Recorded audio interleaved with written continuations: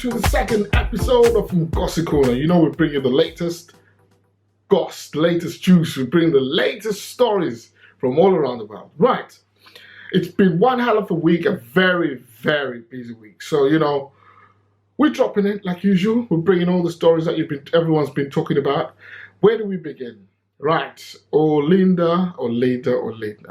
Now, I know everybody getting all hyped up about this story and people talking about how it's making them feel and all the implications of everything that's happened.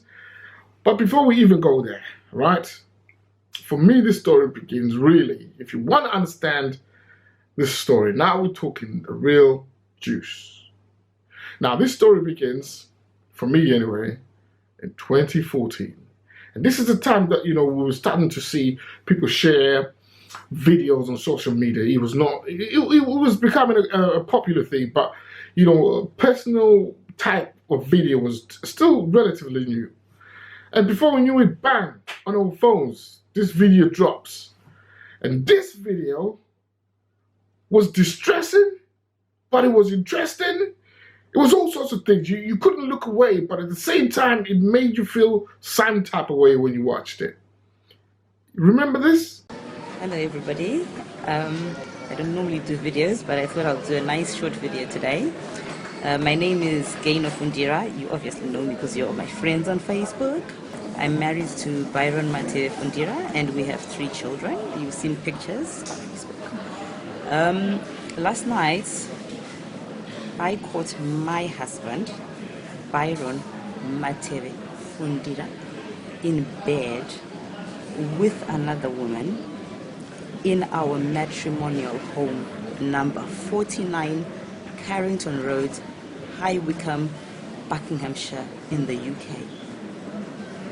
I have to pause because I flipped. I was so mad. I was so angry. How dare he do such a thing to me? I asked the girl to leave immediately, but she refused to go. And Byron said she's not going anywhere. I said to her, I want to see some identification. What is your name? Agnes. I said, really? Show me some form of ID. She failed to produce anything. I asked Byron, I said, where are her ID details if she's a childminder? And what experience and knowledge does she have to come and look after my children? Byron failed to answer. Well, I then called the police immediately, Thames Valley Police on the 101 number, to let them know that this is what had happened in the house. But I obviously couldn't say they were in bed together because that's so embarrassing. But they say to me, look, if there's a stranger in your house, if she hasn't caused any damage, and if she's been invited in by your husband, then talk to your husband and solve it because it is a civil matter. Thames Valley Police eventually arrived around 3 a.m. And then when they came, they went and they talked to Byron. Yet I had rung them 3 times, a mother in distress. What would you mothers do? Leave a stranger who was in bed with your husband in your house? Then the police come and they interview your husband first. Guess what happened after that? A lot has happened.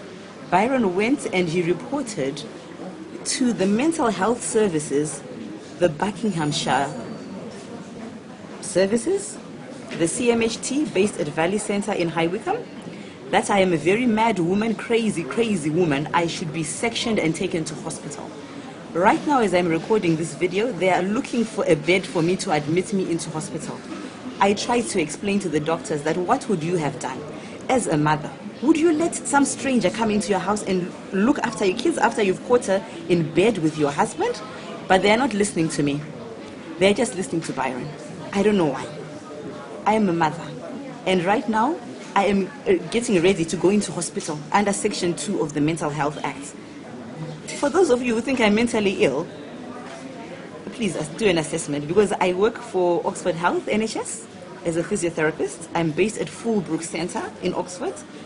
I work with people with mental health problems. I go to work normal every day. I haven't had any problems at work. But Byron has somehow managed to pull this to go and prove that right now I am so crazy. I need to go and be admitted to hospital. So basically, this lady had come back home. This seemed like a family that worked very hard to achieve a lot of goals in their life.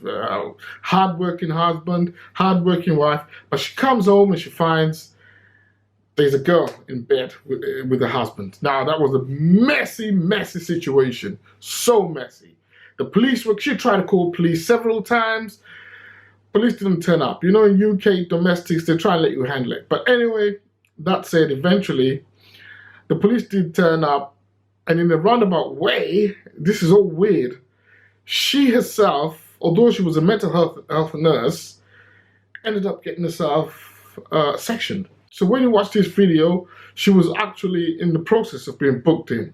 And she quickly recorded this video and dropped it, telling everybody the situation she was in. She was so distressed. She was trying, you could tell, she was psyching up. She was trying so hard to stay so calm in a very bad situation. Now, you know, there she was. The husband said, oh, look, this girl in our bed is a babysitter. This is what he told her. This is what he told the police. And when she tried to find out what this person's name was, the girl on the bed said, my name's Agnes. This was 2014, round about June time. Fast forward, later on, towards the end of June, the lady in question then had a conversation with one of the Zimbabwean leading auntie pages, you know, and this auntie, I won't mention her by name, she hates names, by the way, but this auntie then published the conversation that she'd had with this lady. And when she published this conversation, in that conversation, guess who she named as the girl who had pretended to be Agnes, the babysitter, in bed with the husband, looking after the babies. Yes, you're right. It was Olinda. Dear me. What comes around, they say always goes around. So this lady she was on video crying, distressed about her partner. Sound familiar? This is like, you know, the roles reversed a few years later.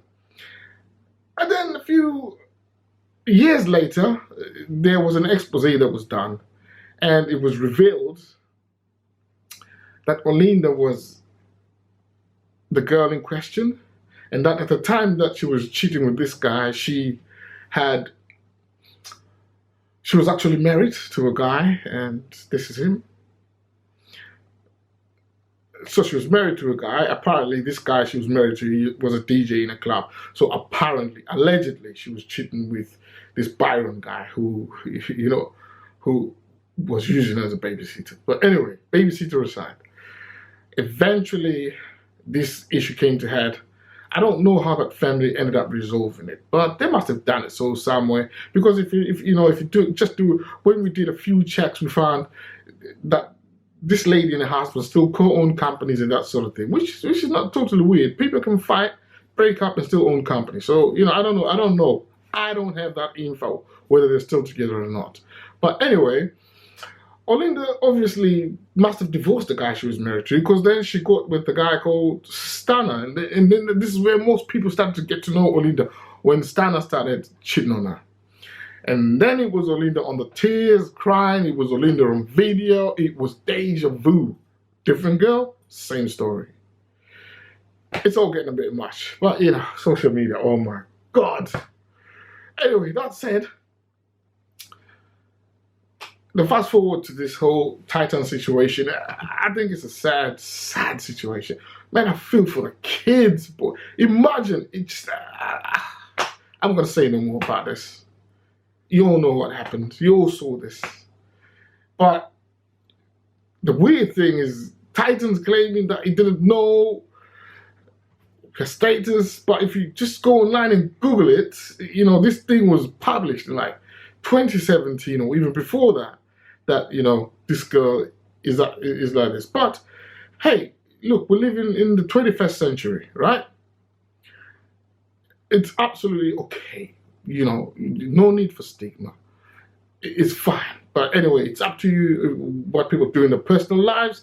I just think you coming in public to disclose someone's medical information, that was below the belt. So unnecessary. It's the mother of your children. It's so never going to go away.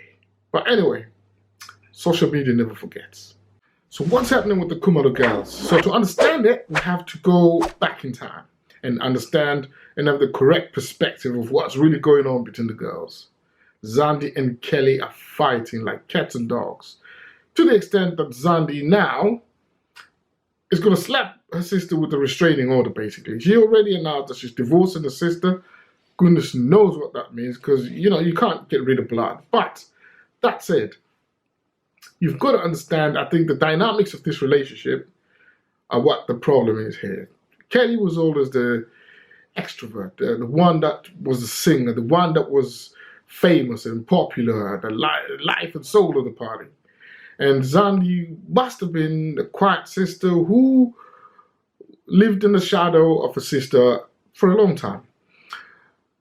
Then, fast forward to now, all of a sudden the tables have turned. Zandi is married to some super rich media mogul, and Kelly, she's been to hell and back, guys. You know, so that said, seems like the beef actually started when Kelly and Zandi's husband had some type of beef over money, misrepresentation. I think all those things, they're just stories. I think the real issue is the dynamics of that relationships have changed. And sometimes as people we can cope with it, and sometimes we can't cope with it. You know, but it's happened, they're fighting, and everybody's getting so excited because the deeper this goes, everyone's starting to say Zandi's going to spill the beans on what happened in Vosloros. And then another story that is kind of connected to the whole sense of Mayuwa thing. You know this Longa guy? Now, this boy is dodgy, man. Now, this boy has been arrested again. He's been caught up in a lot. He's been getting arrested all the time. He got arrested because he stole a shaving kit worth about 200 rand. And he got arrested for nicking something else from his friend's house, a phone or something. But anyway, this time he's been arrested. He went into a petrol station, walked out. The attendant thought he was acting a bit dodgy, followed him out. The guy needed a chocolate bar worth 10 rands, and he put it in his pocket, and he got done. And when they tried to talk to his father about it, his father was like, I don't even want to know about this. I don't even know he's out of prison because he's been locked up for the shaving kit.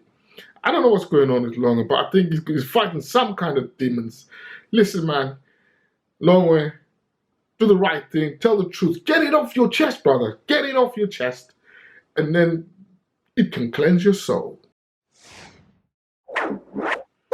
Now, going back to the Twitter war between Maporisa, well, I'm going to call it the World War because everyone was getting in on it. Prince KB, Caspar, everybody was getting busy on that war. Now, DJ Zinhle has tweeted the boys, you know, Prince KB, call me when you're done tweeting. I think the sister wants to talk to these brothers and say, look, guys, let's chill, let's make music, let's entertain. Look where we are, you know. We need to be producing some music. It's soon be summertime in the UK. We need to be dropping some beats in line with all that. We're moving to festive Deb in July. That's coming up. We need to have some tunes out. Let's forget all this beefing and do the fighting in the studios. I think that's what she wants to do. But, you know, I wish her luck with that because those boys are so annoyed with each other. But we're enjoying the war. You know, these guys can be rude and funny online. But, you know, it's just a laugh at the end of the day. I hope they make up and carry on making good music. You know, this whole thing reminds me that people fight but they make up. I mean, look at Prince KB. He was having some massive beef with TNS. All sorts of accusations that you never thought people can come back from. But look at them now, vibing in the studio. Look at this.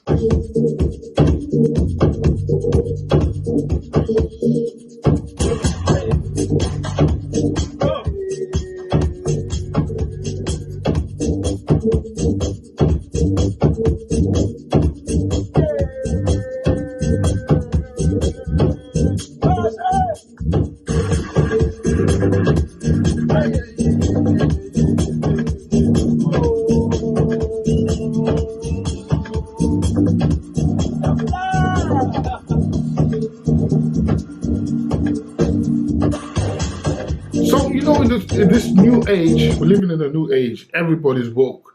Everybody knows how everything works. So, I'm surprised that people still don't know how to date properly. But, that's just me. Look at this new app called Asjoli. I think it's designed to be a rival to Tinder and all the, I don't know any dating apps, guys. I'm a happily married guy. But anyway, this is meant to rival that. I think it says it costs about 50 Rand for general subscription a month, or 150 for premium. Are you the desperate? I don't understand why people can just go out to the club, or to the pub, or work, or wherever you meet people, and try. You don't have to pay to meet people in a particular place. I don't understand it. But anyway, Astrol is the new trend, how people are dating in South Africa. I hope, it works for some people. Who am I to judge? Now, don't forget to keep it logged on MGOSI Corner, where we bring you all the latest juice. Share.